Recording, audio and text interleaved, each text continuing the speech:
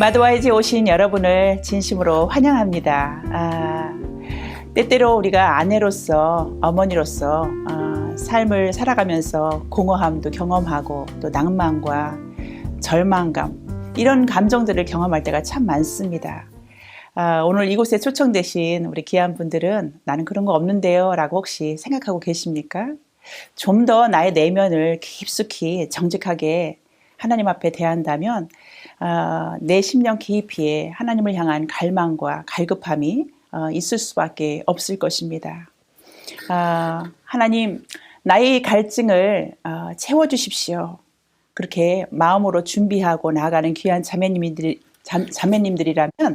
이제 앞으로 8주 동안에 하나님께서 여러분을 통해서 또 여러분의 삶과 가정을 통해서 행하실 일들을 마음껏 기대하셔도 될 것입니다. 이 자유편을 공부하면서 8주 동안 공부하면 아주 완벽한 엄마, 난 너무 잘할 거야. 그렇게 또 생각하고 계신지는 모르겠지만 그렇지 않습니다. 이 마드와이즈 자유편을 공부하면서 어떻게 하나님 앞에 나아가야 되는지, 또 어떤 문제가 닥쳤을 때 어떻게 이 문제를 하나님 앞에 붙들고 나가 또 해결함을 받아야 되는지에 대한 방법과 또 하나님과 나와의 삶의 태도를 다시 한번 반응하는 것들을 우리가 배우게 될 것입니다. 여러분의 어떤 상황과 어떤 처지에 있는지, 또 여러분이 지금 겪고 있는 감정이 어떤 감정인지 하나님은 여러분을 다 알고 계시다라는 사실입니다.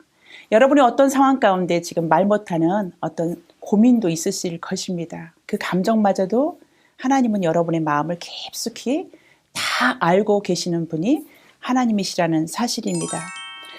왜냐하면 마태복음 11장 28절 30절 말씀을 보겠습니다. 수고하고 무거운 짐진 자들아 다 내게로 오라. 내가 너희를 쉬게 하리라. 나는 마음이 온유하고 겸손하니 나의 멍에를 메고 내게 배우라. 그리하면 너희의 마음에 쉼을 얻으리니 이는 내 멍에는 쉽고 내 짐은 가벼움이라 하시니라. 예수님은 수고하고 무거운 짐진 자들을 다 아세요. 그리고 그들을 반갑게 맞이해 주신다고 주님은 말씀하십니다. 내게로 와라. 삶의 무게가 얼마나 무거운지 또 여러분의 모든 상황들을 다 아신다라는 사실입니다. 약속의 말씀을 주십니다. 내게로 오라. 내가 너희를 쉬게 하리라. 약속의 말씀을 주십니다. 예수님은 나의 멍에를 메고 내게 배우라 말씀하십니다. 그런데 하나님의 약속에 해주신 말씀 중에 그분의 멍에는 어떻다고 말씀하시고 계십니까? 쉽고 가볍다라고 알려주시고 계십니다. 지금 여러분의 삶 가운데 가장 여러분의 어깨를 짓눌리고 마음을 무겁게 하는 것들이 혹시 어떤 것들이 있으십니까? 하나님은 우리에게 약속해 주세요. 다 내게로 오라. 내가 너희를 쉬게 하리라. 그렇게 말씀하시고 또 놀라운 약속을 해주시는데 영원히 갈급함이 없고 목마르지 않는 영원한 삶으로 저와 여러분을 초대하고 계십니다. 우리 요한복음 6장 35절을 보겠습니다. 예수께서 이르시되 나는 생명의 떡이니 내게 오는 자는 결코 줄이지 아니할 것이요 나를 믿는 자는 영원히 목마르지 아니하리라. 여러분은 왜 예수님을 갈망하며 찾아오십니까? 그분에게 영원한 생명이 있기 때문에 그분이 여러분을 초청하시고 또 이 마드와이즈를 통하여서 8주 동안 하나님이 여러분 개인에게 주시고자 하시는 말씀이 계세요. 그 말씀을 놓치지 아니하시고 이 8주일 동안 하나님이 나에게 무엇을 행하실지에 대한 기대감 또 하나님과의 깊은 교제 가운데 나가시는 저와 여러분이 되시기를 소망합니다. 그 예수님을 인격적으로 만나 그 예수님을 더 깊이 경험했을 때 우리가 상상하지 못했던 마음의 평강과 기쁨과 또 소망이 우리 삶에서 발견해 나가게 될 것입니다. 우리 삶에서 오는 초반에 제가 말씀드렸죠. 공허함. 남편을 섬기고 자녀를 양육하면서 내 힘대로 내 방법대로 되지 않아서 때로는 공허함, 또 절망감, 허망함 이런 것 때문에 고민하고 또 아파하며 혼자 누구에게도 얘기하지 못하고 힘들어할 때가 혹시 있진 않았습니까? 그래서 하나님께서 여러분을 초청하셨어요. 저와 여러분을 초청하셔서 이 8주 동안에 내가 네 안에서 그 일을 행할 것이다 라고 말씀하세요. 왜 우리 안에 공허함과 절망감 또 낭망 이런 것들이 우리 안에 밀려올까요? 그 근원이 무엇일까요? 우리는 이 마더와이즈 공부를 통하여서 나 자신을 깊이 보게 하나님이 하실 것입니다. 그런데 그 내면의 문제, 내 근원이 이것이 어디서부터 오는 것인지에 대한 그 부분을 우리가 발견하게 될 것입니다. 이것이 은혜예요. 그래서 이전에 보지 못했던 내 자신을 정직하게 하나님 앞에 대면하며 나아갈 때 하나님이 우리를 자세하게 섬세하게 보여주세요. 내가 어떤 존재인지. 그래서 하나님이 필요할 수밖에 없는 존재라는 것을 우리가 고백할 수밖에 없게끔 하나님 우리의 삶을 인도해 나가십니다. 이러한 감정은 우리만 겪는 것이 아니에요. 시편 기록한 기자도 이와 똑같은 감정을 겪었습니다. 시편 107편 1절부터 22절을 집에서 여러분이 시간 되실 때 한번 읽어보시기 바랍니다. 계속 반복적인 단어들이 나오는데요. 일단 4절을 보겠습니다. 저희가 광야 사막길에서 방황하며 거할 성을 찾지 못하고 줄이고 목마름으로 그 영혼이 속에서 피곤하였도다. 삶이 피곤한 거예요. 너무너무 줄인 심정으로, 줄인 목마름으로 영혼이 피곤했다는 거예요. 근데 19절, 22절에 반복적으로 이에 저희가 그 근심 중에서 낭망한 것이 아니라요. 그 낭망한 것이 아니라 그 근심 중에서 어떻게 했어요? 여호와께 부르짖었습니다. 여호와께서 그 고통에서 구원하시되 저가 그 말씀을 보내어 저희를 고치사 위경에서 건지시는도다. 시편 기자도 우리와 똑같이 어떤 쇠사슬에 얽매여서 광야에서 방황하고 줄이고 목마르고 피곤했었어요. 근데 여호와께 그 근심 중에 낭망한 것이 아니라 금신 중에 포기한 것이 아니라 여호와 앞에 나왔어요. 그 여호와 앞에 부르짖을 때 그 여호와께서 그 고통을 들으셨다. 여러분의 그 고통을 하나님이 다 아시고 부르짖을 때 반드시 들으시는 그 하나님 앞에 우리가 나가야 할 것입니다. 하나님은 반드시 우리의 소리를 들으시는 하나님.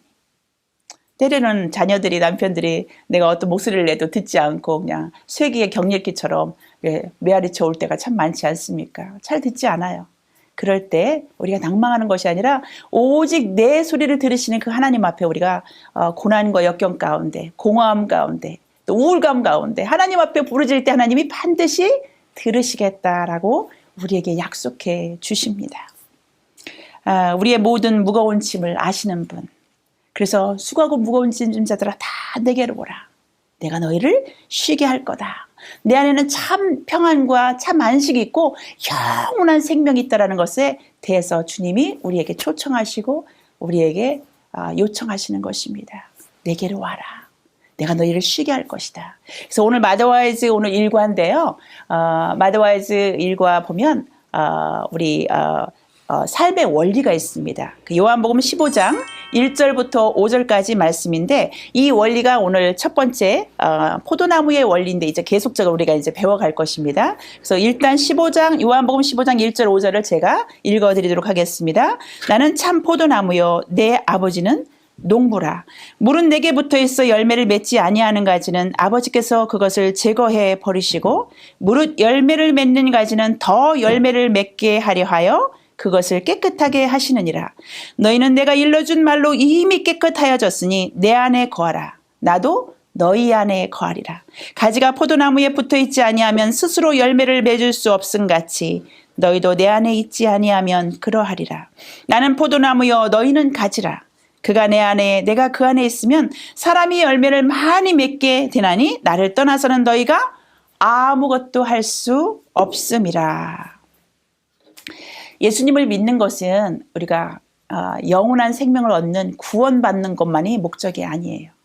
예수를 믿는 것은 영원한 천국만이 우리의 유일한 목적이 아닙니다. 왜냐하면 그렇다면 그냥 예수님 믿고 오늘 죽는 사람이 가장 행복하죠. 그 목적을 이뤘으니까. 그렇지 아니하고 예수 그리스도를 믿는 그 목적은 영원한 생명뿐만이 아니라 이 땅 가운데 하나님의 계획 가운데 우리가 삶을 살아가는데 이 삶에서 풍성한 열매를 맺기 원하시는 것이 하나님 아버지의 마음입니다. 누구를 향하여? 저와 여러분을 향한, 우리 가정을 향한 하나님의 풍성한 열매를 맺기 원하는 것이 하나님 아버지의 마음이에요. 우리가 자녀를 양육할 때도 어떤 마음입니까? 그 아이가 풍성한 삶을 살기를 기뻐하잖아요. 부모가. 똑같습니다. 하나님이 우리를 향한 계획을 우리가 다시 한번 생각하며 이 땅 가운데 저와 여러분을 향한 하나님의 계획이 무엇인지 그분 앞에 물어보셔야 되잖아요. 그분이 우리를 향한 삶의 계획을 가지고 계시잖아요. 그래서 그분 앞에 묻고 그분이 말씀하시면 순종하고 걸어가는 우리의 삶이 하나님 안에서 풍성한 삶으로 하나님이 우리를 계획하셨다는 사실을 기억하시기 바랍니다. 그래서 우리가 포도나무의 원리에 대해서 이제 마도아에서 배울 텐데요. 5가지 원리가 있습니다. 첫 번째는 파워포인트 보시면 포도나무의 원리. 두 번째 가지. 포도나무의 가지가 있죠. 가지의 원리. 그다음에 포도나무가 잘 열매를 열리면 가지기 치기를 해요. 가지치기 원리. 그다음에 그 솥에 새싹이 나기 시작하죠. 새싹이 원리. 그다음에 그렇게 잘 가지치기를 했을 때 새싹이 나오고 무성하게 그 포도나무가 자랐을 때 풍성한 열매로 포도나무가 열매 맺는 것을 볼 수가 있습니다. 그래서 요한복음 15장은 우리의 삶의 원리예요.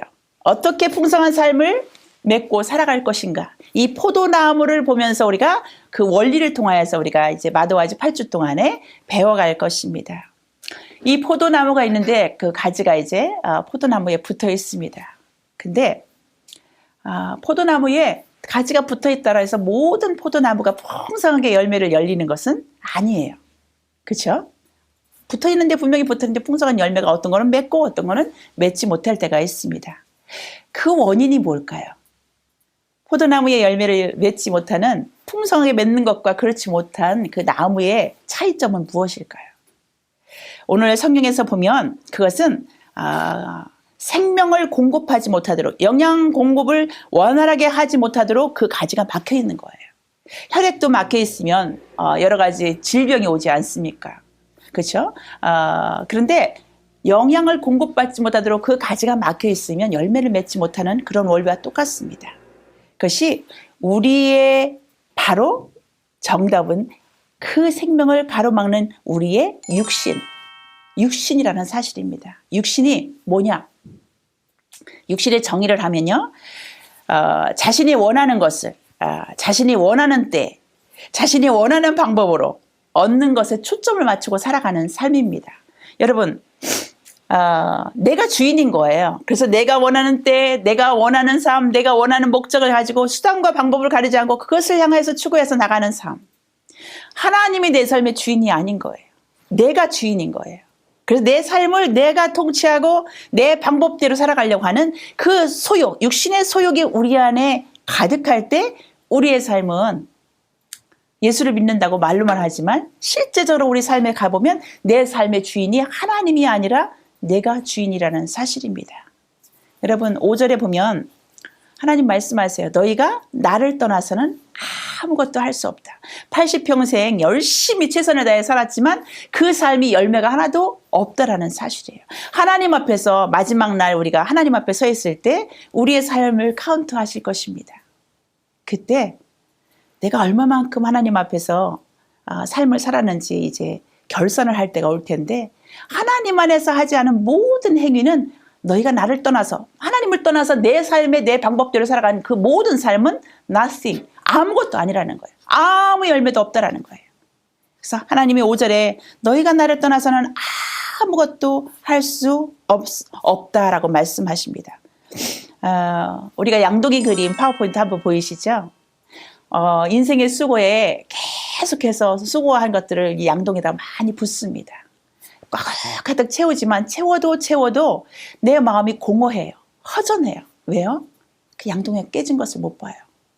하나님 안에서 기초에서 우리가 삶을 살아야 되는데 내 기초 위에서 허망한 것에 대해서 기초를 쌓으니 아무리 노력하고 쌓아도 마음이 공허하고 허무할 수밖에 없다라는 사실입니다. 인간의 욕구는 3가지가 있습니다. 사랑의 욕구가 있고요. 또 인정받고 싶은 욕구가 있어요. 소속하고 싶은 욕구가 있어요. 우리 그림 보면은 우리가 좀 도움이 될 것입니다.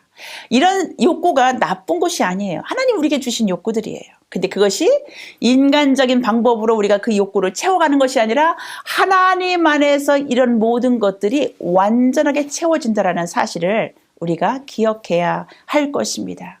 하나님의 사랑이면 충분해요. 하나님이 인정하시면 그것으로 충분해요. 그리고 하나님 안에 거하면 그것으로 우리는 충분하다라는 사실입니다. 그 어떤 것으로, 어떤 환경으로, 어떤 물질로, 어떤 명예로, 어떤 지식으로 그것을 채우는 우리 마음이 아니라 하나님으로부터 채워야 되는 우리의 그 마음. 그것이 하나님이 우리에게 주신 우리의 욕구예요.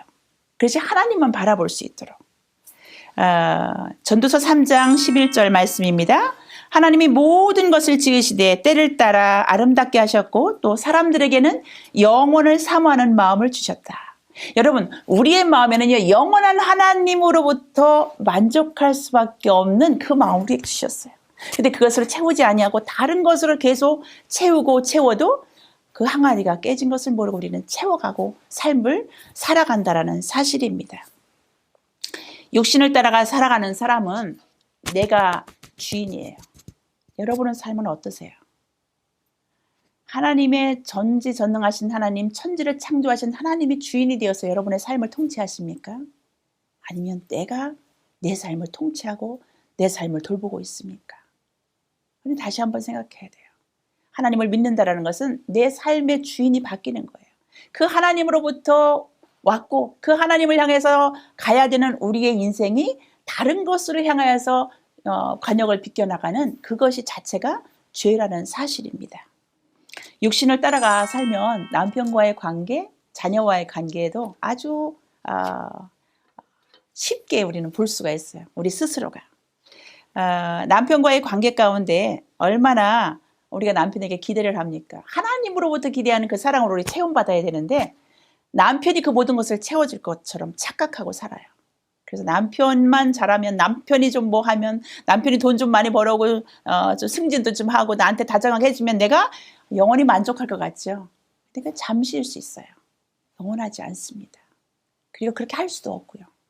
그렇게 남편이 하나님 안에서 충성한 그 사랑을 체험받고 여러분과 같이 공유하면서 하나님 앞에 성장해 나간다면 어느 정도 정말 하나님 앞에 주시는 그 하나님 안에서 만족이 있을 수 있지만 남편이 그렇지 않다.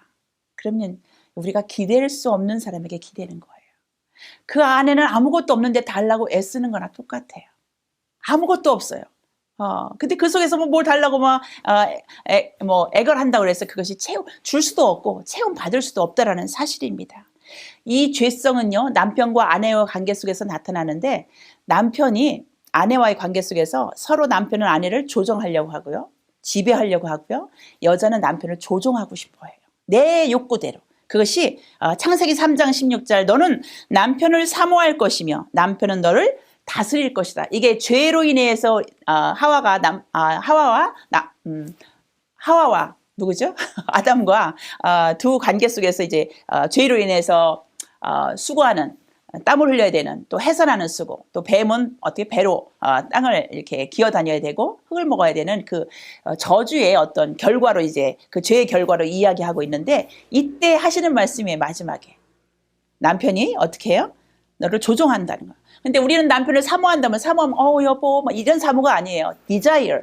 내 욕구대로 남편을 조종하고 싶어요. 그래서 나는 항상 옳지 않아요? 나는 항상 똑똑하고 남편보다 낫지 않아요? 그래서 내 뜻을 막 관철하고 싶어 하잖아요. 내가 항상 옳아요. 이 욕구가 있다는 거예요. 여러분, 나 항상 옳지 않아요. 우리가 착각에 빠지는 거예요. 남편 소리도 한번 귀 기울여 보시고요. 아이가 말하는 것도 귀 기울여 보세요. 내가 틀릴 때도 참 많아요. 근데 항상 우리는 옳아. 내가 똑똑해. 내 생각하는 게 다 옳아요. 이게 우리의 그 욕구라는 거예요. 죄성이라는 거죠. 그래서 자녀를 통제하고 조종하는 것들도 참 우리 삶에 많아요. 아이가 학교 갔다 오면 제대로 아무것도 안 하고 가만히 있는 걸 꼴을 못 보네요. 엄마들이. 그래서 이거 해라 저거 해라 밥 먹었니 공부해라 숙제해라. 그러면 아이들이 얼마나 그 피하고 싶겠어요. 자기의 그 자율적인 그 행동을 하고 나름대로 그 쉼의 시간도 갖고 싶고 자기만의 그런 시간들을 갖고 싶은데 엄마가 어릴 땐 너무 많이 조정해요. 하이스쿨까지는 다 그럴 것 같아요. 그럼 아이들이 어디를 피하는지 아세요? 화장실로 피해요. 셀폰 가지고. 그곳에서 가장 안전한 곳이에요. 그것이 가장 누구로부터 방해받지 않는 그 장소이기 때문에 동굴로 들어가고 싶어 하는 거죠. 이것이 우리의 육신의 소욕대로 우리가 하나님을 내 삶의 주인으로 모시지 않고 내 소욕대로 우리가 막 살아가는 어떤 비근한 예로 제가 말씀을 드렸습니다. 우리의 삶에도 보면 항상 2% 부족해요. 돈만 조금만 더 있었더라면, 집을 살 때도 마찬가지고, 그죠? 어디를 뭔가 구입할 때도 조금만 더 있었더라면 내가 좀 행복할 텐데. 내가 조금만, 남편이 조금만 나한테 다정하게 해주고 남편이 조금만 일찍 들어와서 조금 더 애들하고 놀아줬으면 더 우리는 행복할 텐데, 저 아이만 없었으면, 저 아이만 속썩이지 않으면 내 삶은 그래도 이렇게 망가지진 않았을 텐데. 이렇게 여러 가지 많은, 또 뿐만이 아니죠. 저 시댁, 친정 식구, 형제들, 그것이 원인이 아니라 그 원인의, 문제의 원인은 내 내면에 있는 나를 깊이 내려다보는 것이 필요합니다. 여러분, 50년 전에 한국은 얼마나 못 살았어요. 근데 지금은 어떻습니까? 얼마나 우리나라가 잘 살게 됐어요. 그런데 세계에서 자살 순위가요, 넘버1이에요. 앞으로 10년 정도는 너끈하게 1등을 할 수 있대요. 왜냐면 2등하고 차이가 너무 많이 나서. 경제적인 성장과 부흥이 정말 빛을 발하듯이 우리나라가 경제 성장이 정말 급속도로 발전해서 이렇게 잘 살게 되었는데도 불구하고 사람들은 자살을 해요. 뭐예요? 사실을 알려주고 있지 않습니까? 아무리 환경적인 조건에 의해서 우리가 만족을 할 수 없다라는 것에 대해서 이야기하고 있는 것입니다. 내 삶의 주인이 누구인지, 여러분의 삶의 주인은 누구입니까? 하루를 살아갈 때 내 생각으로 막 살아갈 때는 불행해요. 하나님과의 밀접한 교제와 관계가 없으면 내 생각과 내 방법대로 살아가기 때문에 그 육적인 소욕 안에서 우리가 살아가고 사고하기 때문에 우리가 불행해져요. 근데 하나님이 내 삶의 주인으로 들어오셔서 그분과의 인격적인 교제 가운데 있으면 어떠한 어려움도 이겨나갈 수 있고요. 그 삶을 통해서 하나님이 또 우리를 훈련해 나가시고 그 삶을 통해서 우리에게 풍성한 삶으로 우리를 이끌어 가신다는 사실입니다. 저는 이렇게 이 간증을 하려면 가끔씩 주저주저 할 때 있지만 하나님의 영광을 위해서는 제가 하는 게 좋겠다, 그런 생각이 듭니다. 제가 30살, 미국 나이로 30살이었어요. 남편을 이제 일찍 이제 사별을 했는데 1년이 지나고 나니까 뭐를 해야 되냐면 추도 예배를 드려야 되는 거예요, 한국에서. 되게 중요하잖아요. 근데 정말 젊은 사람이 이 추도 예배를 드려야 되는데 음식을 준비해야 되는데 제가 이제 음식을 준비하기 위해서 이제 지금도 생각이 나요. 그 마켓에 갔어요. 가가지고 가장 좋은 것들을, 우리 시댁에서 그런 것들을 또 막 굉장히 중요하게 여기기 때문에 과일 중에서 제일 좋은 거, 고기 중에서 제일 좋은 고기, 이런 것들 정성을 다하는 시댁 식구들이라 이제 시댁 식구들이 많이 오거든요. 그래서 음식을 준비하기 위해 제가 카트를 밀고 그 음식을 하나하나 카트에 담습니다. 근데 불현듯 제 생각에 어쩌면 이렇게 내가 드라마 속에 있는 어떤 비련의 주인공 같다, 그런 생각이 문득 들더라고요. 나이도 너무너무 젊잖아요. 근데 누군가가 나를 보면 멀쩡하게 생겼는데 그렇게 생각하겠어요? 남편을 잃고 저 제사 음식을 저렇게 혼자 차리기 위해서 저걸 담는다고 누가 그렇게 감히 생각하겠어요? 근데 그래서 정말 슬프더라고. 정말 비련의 주인공이다, 어떤 드라마에 나오는 주인공 같다, 이러면서 카트를 들고 계속 이제 음식을 담습니다. 그런데 그때 제가 마음의 주인이 내 생각인 거죠. 근데 하나님을 생각하면서, 하나님, 내 안에 계셔서 일하시는 그 하나님 앞에 물었어요. 하나님, 나 너무 슬퍼요. 완전 드라마 속의 주인공 같아요. 그랬더니 하나님께서, 얘야, 네가 그렇게 생각하지 않고 네 가족들 다 믿지 않지 않니? 그러니까 내가 사람들을 다 모아줄게. 그러면 그곳에 네가 복음을 전해라. 그들의 영혼이 불쌍하지 않냐. 인생의 삶이 유한한데 그들은 어디를 가야 될지, 그 허망함을 가지고 절망감을 가지고 그 다름질을 하고 있는 그 영혼들을 향하여서 네가 복음을 전하지 않을래? 내가 그 사람들을 다 모아줄게. 저희 형제들이요, 9형제였어요. 우리 그 중에서 막둥이만 남겨놓고 우리가 8번째, 우리 신랑이. 그 식구들 다 오는 거예요. 마음이 바뀌었어요. 그렇지, 하나님의 목적과 방향을 향하여서 제가 그 음성을 들으니까 힘이 나는 거예요. 그래서 정말 음식을 정성껏, 남편의 제사 이드 생각이 아니라, 그래, 내가 이 영혼들을 섬겨야 되겠구나, 하나님이 나에게 맡겨주신 영혼들이구나, 하나님의 계획이 있으시구나. 그때부터 미국 오기 전까지 매해 12월 달이면 예배를 드렸어요. 하나님이 올해 이렇게 하셨습니다. 그리고 저보다도 나이가 훨씬 많으시죠. 그런 분들에게 하나님의 예수님에 대해서 정하고 우리 가족이 하나님이 이렇게 하셨다는 것을 계속적으로 우리 아이가 13살에 왔으니까 거의 한 10년 넘게 제가 계속해서 해마다 그중에 우리 권사님도 나오셨어요. 아주버님 중에. 그때 만약에 제가 좌절하고 내 마음의 주인이 내가 되어서 정말 비운의 주인공 같다. 절망하고 낭망하면 아마 우울증 걸려서 아마 지금 살아있을까나 생각이 돼요. 하나님이 내 안에 주인이 오시니까 그분의 음성을 듣게 되고 그분의 음성을 따라서 한 발자국 한 발자국 힘들지만 그 사명을 감당하고 오니까 그 안에 참 생명이 있었고 그 안에 참 평안이 있었고 그 안에 참 기쁨이 있었고 그 안에 참 만족이 있었음을 고백할 수밖에 없습니다. 여러분의 삶의 주인은 누구십니까? 여러분의 삶의 주인은 누구십니까? 우리는 우리 안에 육신이 거하면요, 이 세상 보는 것들 다 내 판단으로 기준해요. 모든 게 짜증이 나요. 모든 게 다 힘들어요. 근데 하나님이 내 안에 계셔서 그 상황들을 보고 반응해 나갈 수 있도록 우리는 매일매일 삶 가운데 우리가 훈련해 나가야 할 것입니다. 여러분, 요셉을 한번 생각해 보십시오. 형제들한테 배신을 당했어요. 그리고 종으로 팔렸어요. 종으로 팔렸는데 거기서 또 누명을 쓰게, 억울한 누명을 쓰고 감옥에 또 갇히게 돼요. 감옥에서 술관원, 떡관원의 꿈을 해석했는데 그들이 기억하지 못한 시간들이 2년이었어요. 얼마나 힘들었을까요, 기다리면서. 하나님을 향한 소망이 있었던 요셉은 나중에 그 요셉이 이제 형들을 만나고 용서하고 모든 가족이 예고보를 향해서 와서 그 요셉이 형들을 용서하지 않습니까? 그때 요셉이 이런 고백을 해요. 형들이여 두려워 마소서. 나를 이곳에 보내니시는 이는 형들이 아니라 하나님 아버지다. 왜냐하면 이렇게 백성들을 구하고 구원하기 위해서 나를 이곳에 미리 하나님께서 보내셨다. 그래서 형들이여 두려워 마소서 하며 눈물을 지으면서 용서를 하는 그 장면을 보면서 얼마나 감격적인 드라마인지 몰라요. 왜 하나님은 우리에게 그런 메시지를 주실까요? 왜 하나님은 그 요셉을 등장시켜서 우리에게 메시지를 주실까요? 우리 안의 삶은 하나님 안에서의 해석이 너무 중요해요. 어떤 해석이요?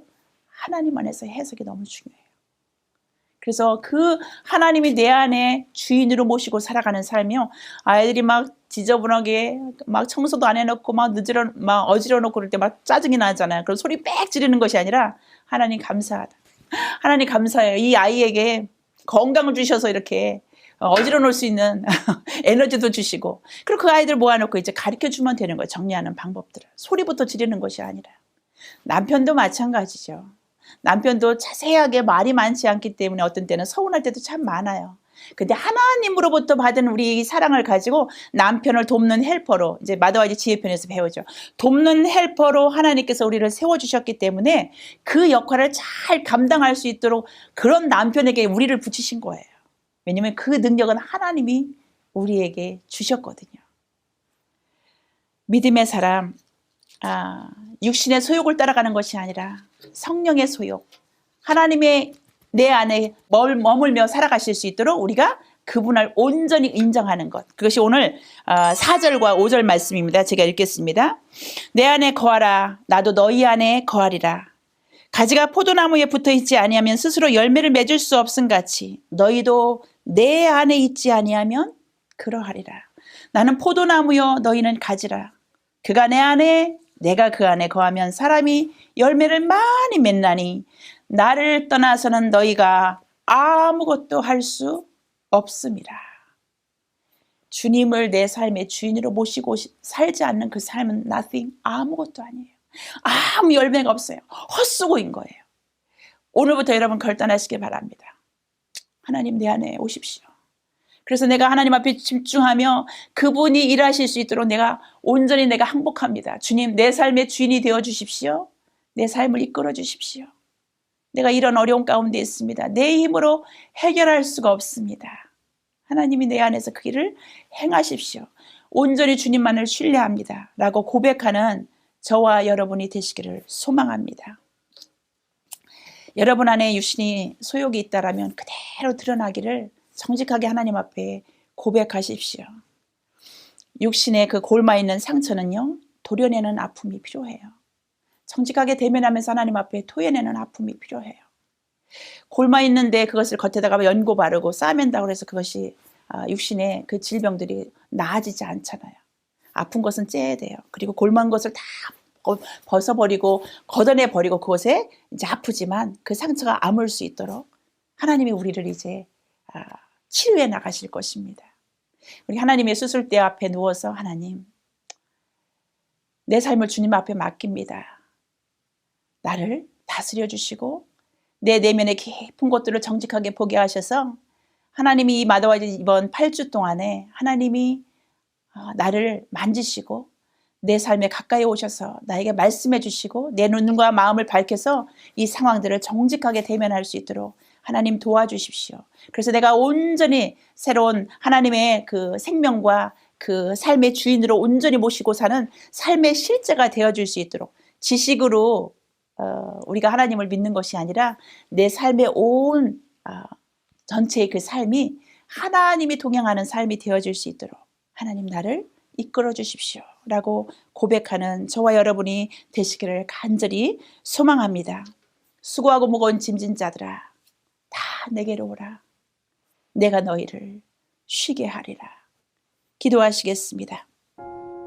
수고하고 무거운 짐진 자들아 다 내게로 오라. 주님은 말씀하십니다. 주님, 이 시간 내 마음 상태를 보여주십시오. 제 안에 있는 육신을 보기를 원합니다. 주님의 거룩한 빛으로 나의 마음속 공간을 비춰주시기를 원합니다 라고 기도하시기를 원합니다. 삶은 누구와의 관계 속에서 공급받느냐가 중요합니다. 여러분이 그분 안에 거할 때 생명과 사랑과 기쁨 당신에게 흘러가기를 원합니다. 지금 여러분의 마음이 공허합니까? 채워도 갈급함이 있습니까? 이 세상의 어느 것으로 남편과 자식과 돈과 명예와 미모와 어떤 채워지지 않는 구멍난 양동이가 혹시 보이십니까? 누구와 관계를 갖고 있어야 하는지 구체적으로 오늘 하나님께서 말씀하십니다. 예수님은 포도나무, 우리는 가지입니다. 우리 노력이 필요한 것이 아니라 우리는 그저 붙어있기만 하면 됩니다. 주님이 말씀하십니다. 내가 너의 아픔을 안다. 너의 눈물을 보았다. 너의 수고를 아노라. 나는 너의 주인이라. 내 안에 거하라. 내가 그 안에 네 안에서 그 일을 행할 것이다 말씀하십니다. 여러분의 절망이 깊습니까? 그분의 사랑이 더 깊어질 수 있는 단계에 서 계십니다. 하나님께서 내 모든 삶의 어려움을 맡길 때 믿음의 역사는 시작이 됩니다. 예수님은 우리를 돕기 위해서 오신 분이 아니라 예수님은 나를 위해 내 안에서 그 일을 직접 하시려고 오셨습니다. 오늘 이 시간 주님 내 안에 오시옵소서 고백하며 나아가는 귀한 시간이 되시기를 소망합니다. 함께 기도하겠습니다.